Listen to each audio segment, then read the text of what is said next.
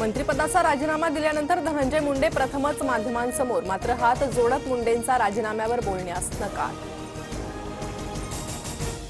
पूर्णपणे कार्यकर्त्यांच्या जीवावर राजकारण करू नका, कार्यकर्ते व्यवस्थित नसतील तर त्याची झळ पक्षाला लागते। धनंजय मुंडेंच्या समोरच अजित पवारांचा आमदारांना कानमंत्र।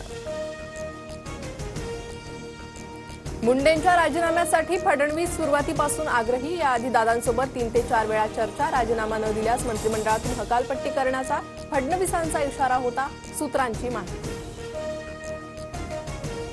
संतोष देशमुख हत्या प्रकरणात अखेर धनंजय मुंडेंचा राजीनामा। मुख्यमंत्री देवेंद्र फडणवीस यांच्या शिफारशीवरून राज्यपालांनी मुंडेंचा राजीनामा स्वीकारला।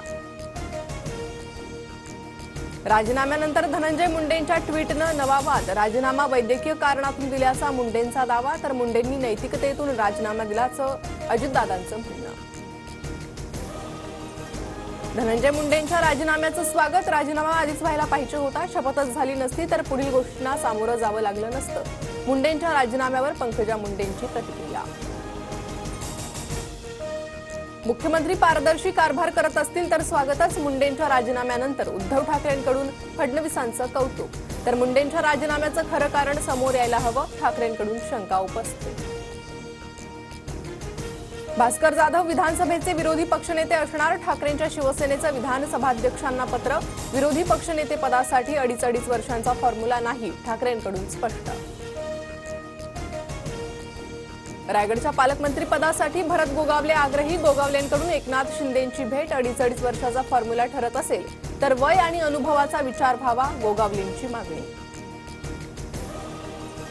लाडक्या बहिणींना महिला दिनाची खास भेट। महिला दिनाच्या पूर्वसंध्येला फेब्रुवारी आणि मार्च महिन्याचा लाभ दिला जाणार। 2 महिन्यांचे 3,000 रुपये खात्यात जमा होणार।